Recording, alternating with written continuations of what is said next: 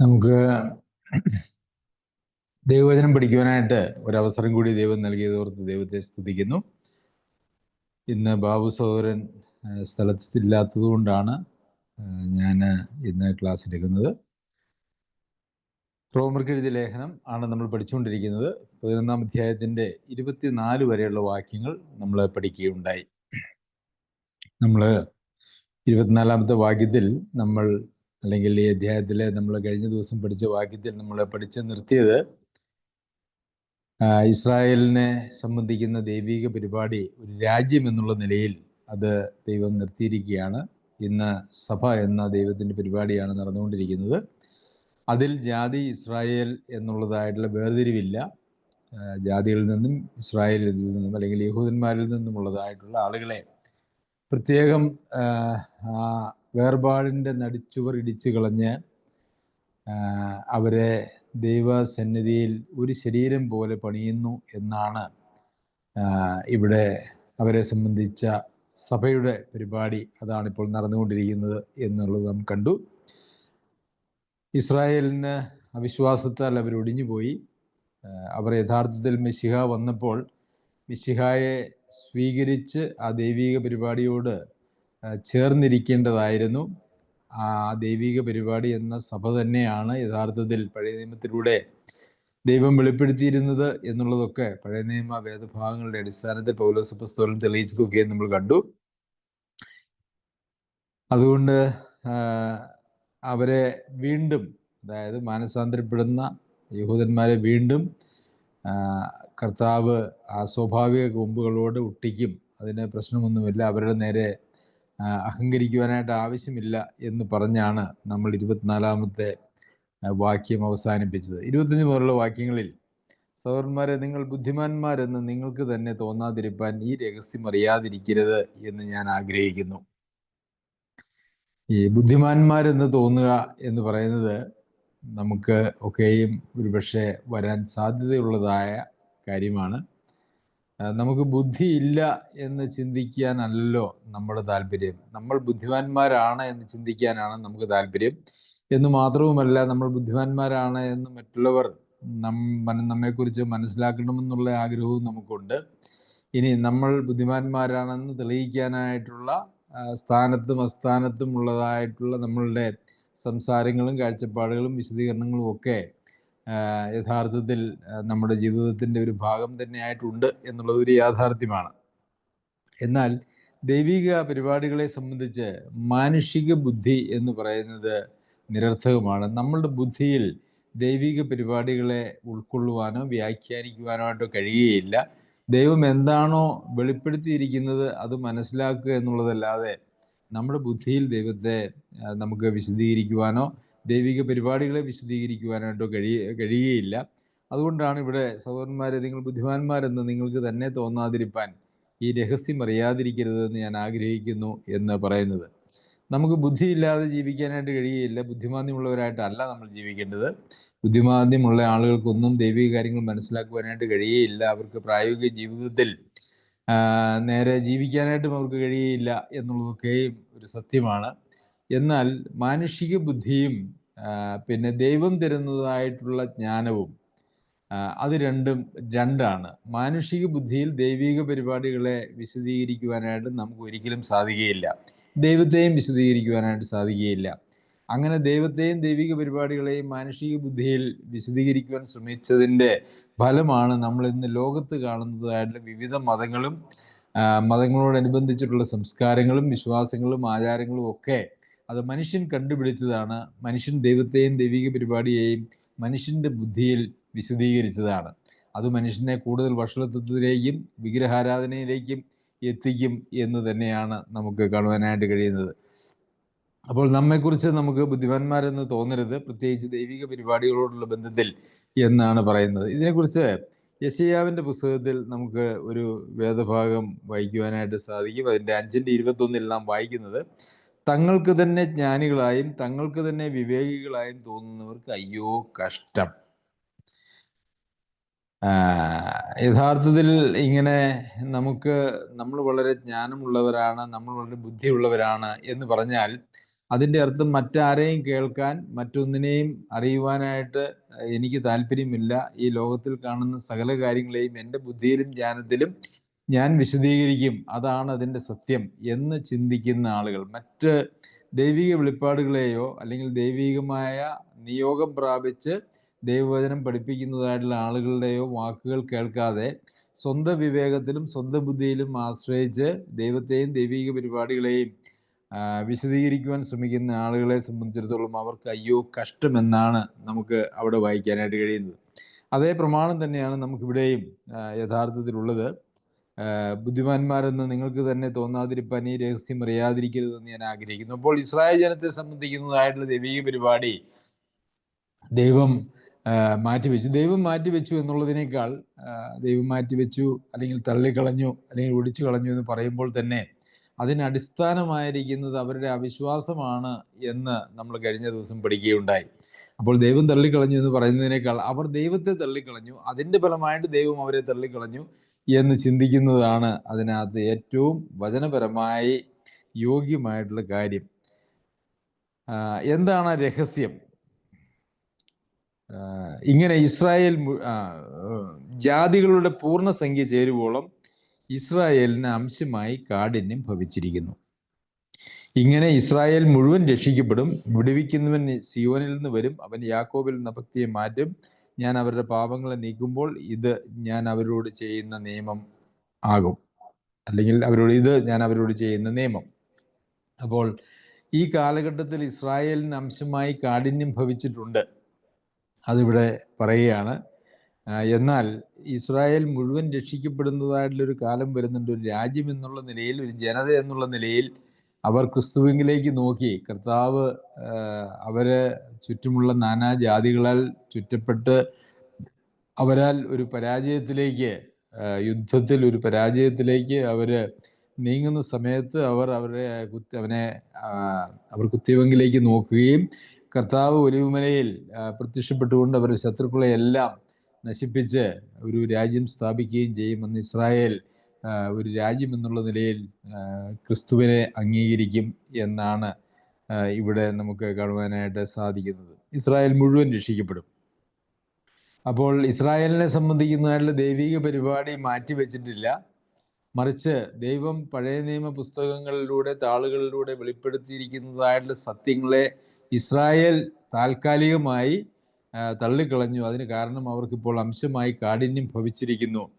അതുകൊണ്ട് ഇവിടെ പറയുന്ന കാര്യം, നിങ്ങൾ നിങ്ങളുടെ ബുദ്ധിയിൽ ഇപ്പോൾ കാണുന്ന കാര്യങ്ങളെ വെച്ച് വ്യാഖ്യാനിക്കുമ്പോൾ യഥാർത്ഥത്തിൽ യഹൂദന്മാരെ തള്ളിക്കളഞ്ഞു എന്നാണ് നിങ്ങൾക്ക് പറയുവാനായിട്ട് കഴിയുക. കാരണം യഹൂദന്മാരിൽ വരുന്ന ബഹുഭൂരിപക്ഷം ആളുകളും കർത്താവായ യേശുക്രിസ്തുവിനെ മെശിഹായായി അംഗീകരിക്കാത്തവരാണ്. അതുകൊണ്ട് ആ ജനത്തെ ദൈവം തള്ളിക്കളഞ്ഞു എന്നുള്ളതാണ് നിങ്ങളുടെ സ്വന്തം ബുദ്ധിയിൽ നിങ്ങൾ ചിന്തിച്ചാൽ നിങ്ങൾക്ക് മനസ്സിലാക്കുവാനായിട്ട് കഴിയുക. എന്നാൽ അങ്ങനെയല്ല. നിങ്ങളുടെ സ്വന്തം ബുദ്ധിയിലെ വിശദീകരണമല്ല, മറിച്ച് ദൈവിക വെളിപ്പാടുകൾ, അത് പഴയ നിയമത്തിലുള്ളതായിട്ടുള്ള വെളിപ്പാടുകൾ തന്നെ.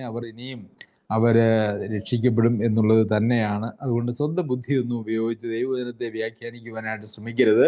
നമുക്കറിയാം, അങ്ങനെ വ്യാഖ്യാനിക്കുന്നതായിട്ടുള്ള ആളുകളാണ് ഇന്ന് ലോകത്തുള്ളത്. അതുകൊണ്ട് പലപ്പോഴും ദൈവവചനത്തിലെ ചില ഭാഗങ്ങൾ എടുക്കുമ്പോൾ അവർക്ക് വിശദീകരിക്കുവാനായിട്ട് കഴിയുന്ന ഒരു സാഹചര്യം പോലുമില്ല. കാരണം സ്വന്തം ബുദ്ധിയിൽ അതിന് വിരുദ്ധമായിട്ട് അനേക കാര്യങ്ങളും വിശദീകരിച്ച് വെച്ചിരിക്കുന്നതുകൊണ്ട് ഒത്തിരി വേദഭാഗങ്ങളെ അവർ വിഴുങ്ങേണ്ടതായിട്ട് വരുന്നുണ്ട് എന്ന് നമുക്ക് കാണുവാനായിട്ട് സാധിക്കും. ദൈവവചനത്തെ നാം വ്യാഖ്യാനിക്കേണ്ടത് ദൈവവചനം കൊണ്ട് തന്നെയാണ്, അല്ലാതെ നമ്മളുടെ ബുദ്ധിയിലല്ല, നമ്മുടെ കാഴ്ചപ്പാടുകളിലല്ല എന്ന് നാം മനസ്സിലാക്കണം. അപ്പോൾ ഇസ്രായേലിന് ഒരു യഥാസ്ഥാനം വരുന്നുണ്ട് എന്നാണ് ഇവിടെ പറഞ്ഞിരിക്കുന്നത്. 28-ാമത്തെ വാക്യത്തിൽ സുവിശേഷം സംബന്ധിച്ച് അവർ നിങ്ങൾ നിമിത്തം ശത്രുക്കൾ. സുവിശേഷം സംബന്ധിച്ച് അവർ നിങ്ങൾ നിമിത്തം ശത്രുക്കൾ. അപ്പോൾ യഹൂദന്മാർ കർത്താവിനെ സ്വീകരിച്ചില്ല, അംഗീകരിച്ചില്ല എന്ന് മാത്രവുമല്ല, ഈ കർത്താവിൻ്റെ അടുക്കിലേക്ക് ജാതികളായിട്ടുള്ള ആളുകൾ തിരിയുന്നത് കണ്ടപ്പോൾ അവർക്കത് ഒട്ടും സഹിക്കുവാനായിട്ടും കഴിഞ്ഞില്ല എന്നുള്ളതാണ് നമുക്കിവിടെ കാണുന്നതായിട്ടുള്ള വിരോധാഭാസം. ജാതികൾ ദൈവത്തിങ്കിലേക്ക് പോകുന്നതിൽ അവർക്ക് എന്താണ് യഥാർത്ഥത്തിൽ പ്രശ്നം എന്ന് നമ്മൾ നോക്കിയാൽ അവർക്കൊരു പ്രശ്നത്തിനും ആവശ്യമില്ല. എന്നാൽ നമുക്ക് അപ്പോസ്തല പ്രവൃത്തികളിലെ പല വേദഭാഗങ്ങളും വായിക്കുമ്പോൾ അവർ ഈ ജാതികളും കർത്താവായ യേശു ക്രിസ്തുവിൽ വിശ്വസിക്കുന്നതിനെതിരെ അവർ ജാതികളെയും കൂടി കലക്കി പ്രശ്നങ്ങൾ ഉണ്ടാക്കുന്നത് നമുക്ക് കാണാനായിട്ട് സാധിക്കും.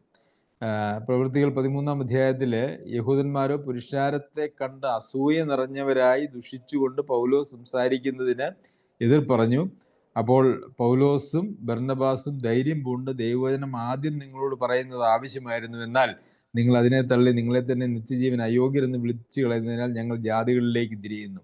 അപ്പോൾ പുരുഷാരം അങ്ങോട്ട് തിരിയുന്നത് കണ്ടപ്പോൾ അവര് അസൂയ പൂണ്ടു എന്നാണ് പറയുന്നത്. വീണ്ടും നമുക്ക് അപ്പോസ്തല പ്രവൃത്തികൾ 14-ാം അധ്യായത്തിലേക്ക് വരുമ്പോൾ വിശ്വസിക്കാത്ത യഹൂദന്മാരോ ജാതികളുടെ മനസ്സ് സഹോദരന്മാരെ നേരെ ഇളക്കി വഷളാക്കി. അപ്പോൾ യഹൂദന്മാരെ മാത്രവുമല്ല ജാതികളെയും കൂടെ ഇളക്കി ജാതികളുടെ മനസ്സ് സഹോദരന്മാരുടെ നേരെ വഷളാക്കി എന്ന് 14-ാം അധ്യായത്തിന്റെ 2-ാം വാക്യത്തിൽ നാം കാണുന്നു. ഈ 18-ാമത്തെ അധ്യായത്തിലും അവർ എതിർ പറയുകയും ദുഷിക്കുകയും ചെയ്യാൽ അവൻ വസ്ത്രം കുടഞ്ഞ് നിങ്ങളുടെ നാശത്തിന് നിങ്ങൾ തന്നെ ഉത്തരവാദികൾ, ഞാൻ നിർമ്മലൻ, ഇനിമേൽ ഞാൻ ജാതികളുടെ അടുക്കിലേക്ക് പോകുമെന്ന് അവരോട് പറയുന്നു. അപ്പോൾ യഹൂദന്മാരെയും ജാതികളെയും ഒരുപോലെ കലക്കി സുവിശേഷത്തിന്റെ വ്യാപനത്തെ തടയുന്നതായിട്ടുള്ളൊരു പരിപാടിയാണ് യഹൂദന്മാർ യഥാർത്ഥത്തിൽ ചെയ്തിരുന്നത്. സുവിശേഷം സംബന്ധിച്ച് അവർ നിങ്ങൾ നിമിത്തം ശത്രുക്കളാണ്. അവരെ സുവിശേഷത്തെ സ്വീകരിക്കുവാനായിട്ട് തയ്യാറായില്ല. അതുമാത്രമല്ല, മറ്റുള്ളവർ കേൾക്കുന്നതിൽ നിന്ന് യഹൂദ ജാതി എന്നുള്ള വ്യത്യാസമില്ലാതെ ആരും കേൾക്കാൻ പോലും അവരനുവദിക്കുന്നില്ല. അതിന് കാരണം എന്ന് പറയുന്നത് നമ്മളോട് വായിച്ചു, അവർ അസൂയ പൂണ്ടു എന്നുള്ളതാണ്. അതിനെക്കുറിച്ച് നമ്മൾ ഇതിന് മുമ്പ് നമ്മൾ വായിച്ച പഠിച്ച വേദഭാഗങ്ങളിൽ അതിനെക്കുറിച്ച് പൗലോസ് അപ്പോസ്തലൻ പറയുന്നത്, അവര് എരിവുള്ളവരാണ്, പക്ഷെ പരിജ്ഞാനപ്രകാരമല്ല. അവർ ദൈവത്തെ സംബന്ധിച്ച് എരിവുള്ളവരാണെങ്കിലും പരിജ്ഞാനപ്രകാരമല്ല എന്നുള്ളതാണ്. അവര് യഥാർത്ഥത്തിൽ ഈ സുവിശേഷത്തിനെതിരെ അവര് പ്രവർത്തിക്കുമ്പോൾ അവർക്ക് ദൈവത്തോടുള്ള ഒരു എരിവിന്റെ അടിസ്ഥാനത്തിലാണ് അങ്ങനെ ചെയ്തത്. പൗലോസ് അപ്പോസ്തലനും അങ്ങനെ തന്നെയാണ് താൻ മാനസാന്തരപ്പെടുന്നതിന് മുമ്പ് ചെയ്തത് എന്നുള്ളത് നമുക്ക് കാണാനായിട്ട് സാധിക്കും. എന്നാൽ ഈ പരിജ്ഞാനപ്രകാരം അല്ലാത്തതായിട്ടുള്ള എരിവ് ഒരു രീതിയിലും ഗുണം ചെയ്യുന്നതല്ല, അത് തികച്ചും ദോഷം ചെയ്യുന്നതാണ് എന്നുള്ളതും നാം മനസ്സിലാക്കേണ്ടത് ആവശ്യമാണ്. അപ്പോൾ നമുക്കും ഒരുപക്ഷെ ദൈവിക ആത്മീയ കാര്യങ്ങളെ സംബന്ധിച്ച് എരിവുണ്ടാകാം. ഈ എരിവ് എന്ന് പറയുന്നതല്ല നമ്മെ നിയന്ത്രിക്കേണ്ടത്. നമ്മെ നിയന്ത്രിക്കേണ്ടത് പരിജ്ഞാനമാണ്, അല്ലെങ്കിൽ വചനത്തിലെ സത്യങ്ങളാണ് നമ്മളെ നിയന്ത്രിക്കേണ്ടത്.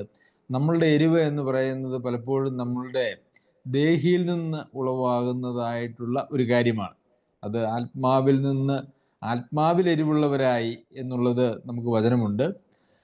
എന്നാൽ ദേഹിയിൽ നിന്നുള്ള ഒരു എരിവ് എന്ന് പറയുന്നത് നമുക്ക് ഒരിക്കലും പ്രയോജനകരമായിട്ടുള്ള കാര്യമല്ല. അത് നമ്മെ ദോഷത്തിലേക്ക് എത്തിക്കുകയുള്ളൂ. അതുകൊണ്ട് നാം പരിജ്ഞാനമുള്ളവരായിട്ട് വേണം ആത്മീയ കാര്യങ്ങളിൽ ഇടപെടുവാനായിട്ട് എന്ന് നമുക്ക് അറിയാമല്ലോ.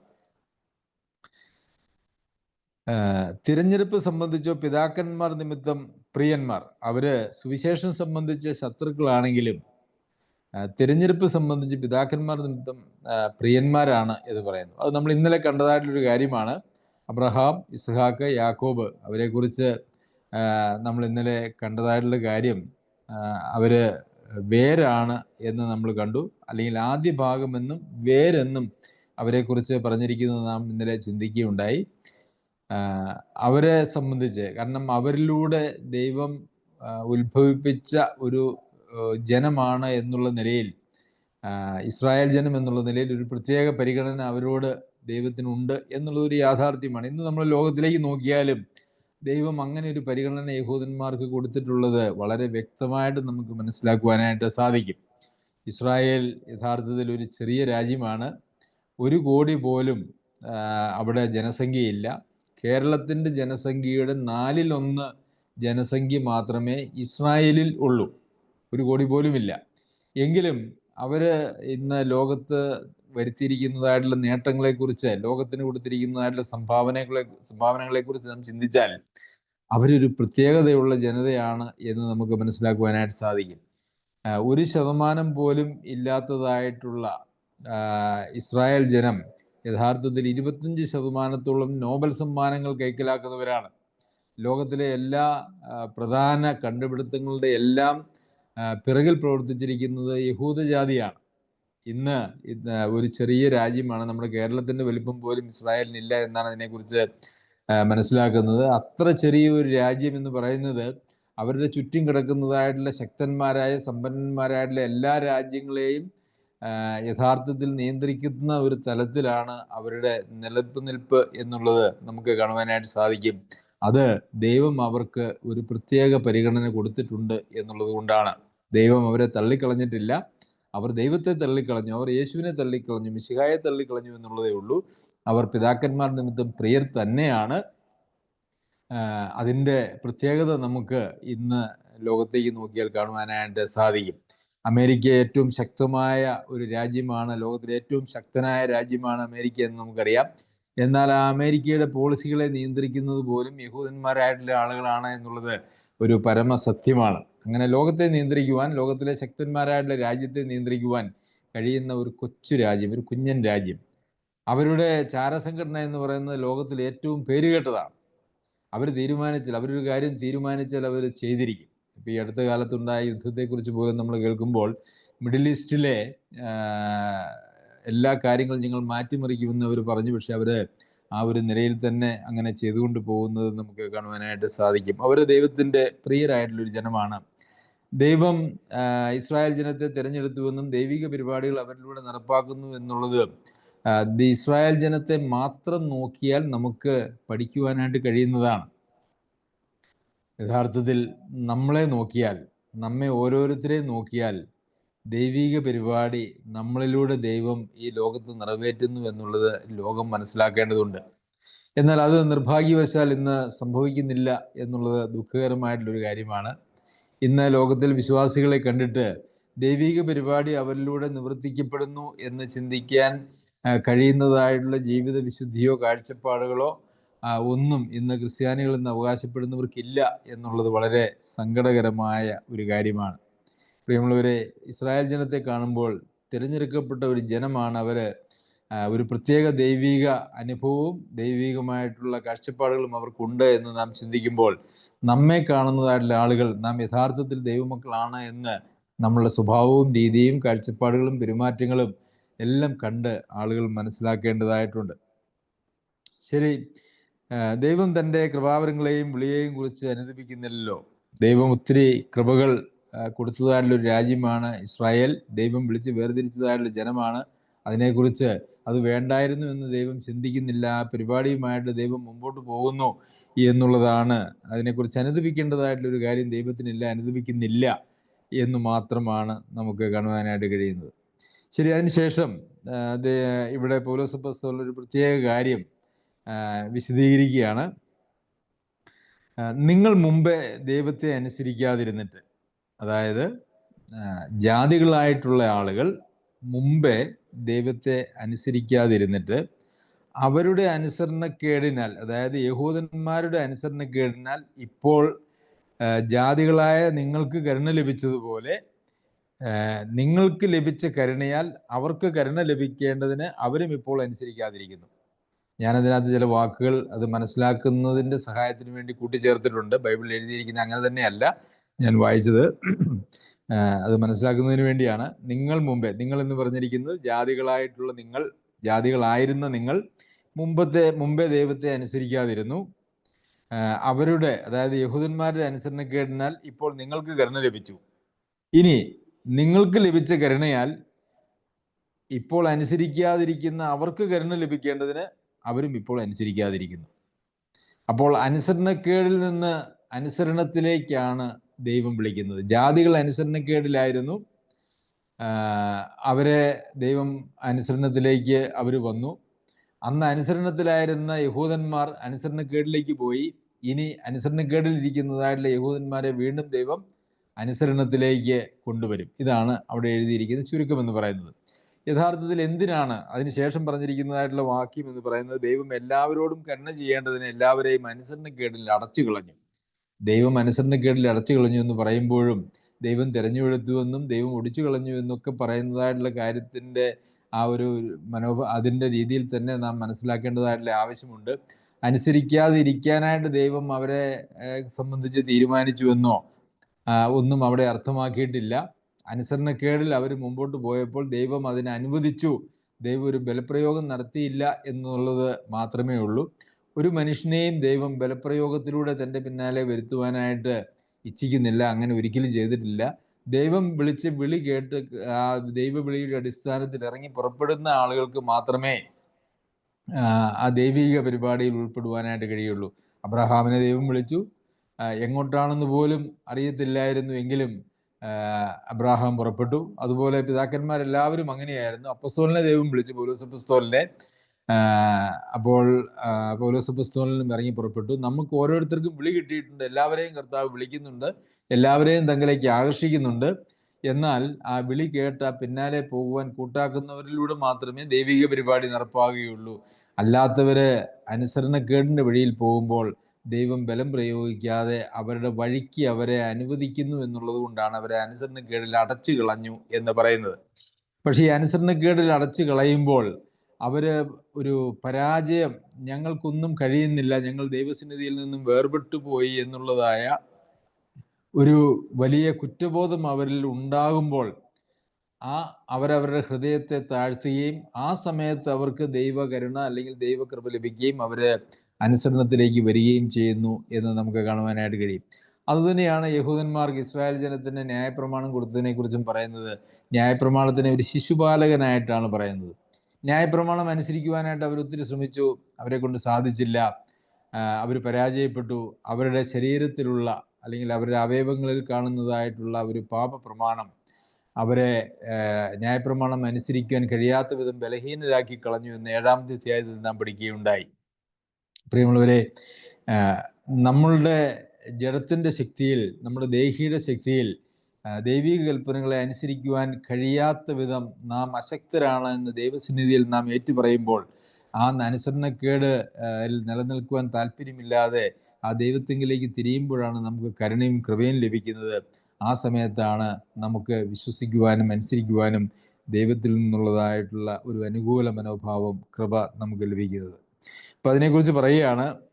അതായത് എല്ലാവരെയും അനുസരണക്കേടിൽ അടച്ചു കളഞ്ഞുകൊണ്ട് അനുസരണത്തിലേക്ക് വരുത്തുന്നതായിട്ടുള്ള ദൈവിക പരിപാടികളെക്കുറിച്ച് അപ്പസ്തോലൻ തുടർന്ന് പറയുന്നതാണ്, ദൈവത്തിൻ്റെ ധനം, ജ്ഞാനം, അറിവ് എന്നിവയുടെ ആഴമേ. നമ്മളിതിനെക്കുറിച്ച് ആലോചിച്ചു കഴിഞ്ഞാൽ ഇതിലെന്താണ് വലിയ കാര്യം ഇരിക്കുന്നത്? നമുക്കത് അത്ര വലിയ കാര്യമായിട്ട് ഒരു പക്ഷെ തോന്നാൻ സാധ്യതയില്ല. എന്നാൽ ദൈവിക പരിപാടി എന്ന് പറയുന്നത് നമ്മളുടെ ബുദ്ധി, നമ്മൾ ചിന്തിക്കുന്നത് പോലെ അല്ലല്ലോ ദൈവം ചിന്തിക്കുന്നതും ദൈവം പ്രവർത്തിക്കുന്നതും.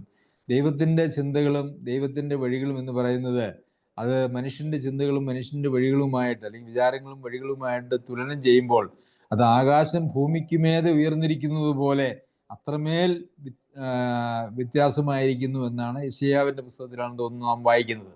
ആകാശം ഭൂമിക്കുമേതെ ഉയർന്നിരിക്കുന്നത് പോലെ നിങ്ങളുടെ വിചാരങ്ങൾ എൻ്റെ വിചാരങ്ങളിലും നിങ്ങളുടെ വഴികൾ എൻ്റെ വഴികളിലും ദൂരമായിരിക്കുന്നു, അകലെയായിരിക്കുന്നു എന്നാണ് നാം വായിക്കുന്നത്. അപ്പോൾ നാം ഈ ദൈവിക വഴികളെ നമ്മുടെ ബുദ്ധിയിൽ വ്യാഖ്യാനിക്കാനായിട്ടോ മനസ്സിലാക്കാനായിട്ടോ ശ്രമിക്കുമ്പോൾ ഒരു പക്ഷേ നമുക്കത് സാധിച്ചു എന്ന് വരികയില്ല. അത് ദൈവിക വഴികളുടെ പരിമിതിയല്ല, അതിൻ്റെ കുറവല്ല, മറിച്ച് നമ്മളുടെ ദൈവിക കാര്യങ്ങളെ മനസ്സിലാക്കുവാനും അതിൻ്റെ അർത്ഥത്തിൽ ഉൾക്കൊള്ളുവാനും കഴിയാത്തതിൻ്റെതായിട്ടുള്ള നമ്മളുടെ പരിമിതിയാണ് അത് കാണിക്കുന്നത്. അപ്പോൾ ഇവിടെ ദൈവത്തെ ചോദ്യം ചെയ്യാനായിട്ട് നമുക്കൊരിക്കലും അവകാശമില്ല. ദൈവത്തെ ചോദ്യം ചെയ്തുകൊണ്ട് നമുക്ക് അങ്ങനെ മുമ്പോട്ട് പോകാനായിട്ട് കഴിയുകയില്ല. മറിച്ച് ഇവിടെ പൗലോസ് അപ്പോസ്തലൻ അതിനെക്കുറിച്ച് ഈ ഒരു പരിപാടി, അതായത് അനുസരണക്കേടിൽ അടച്ചു കളഞ്ഞുകൊണ്ട് അനുസരണത്തിലേക്ക് വരുത്തുന്നതായിട്ടുള്ള ദൈവിക പരിപാടിയെക്കുറിച്ച് പൗലോസ് അപ്പോസ്തലൻ പറയുന്നു, ദൈവത്തിൻ്റെ ധനം, ജ്ഞാനം, അറിവ് എന്നിവയുടെ ആഴമേ.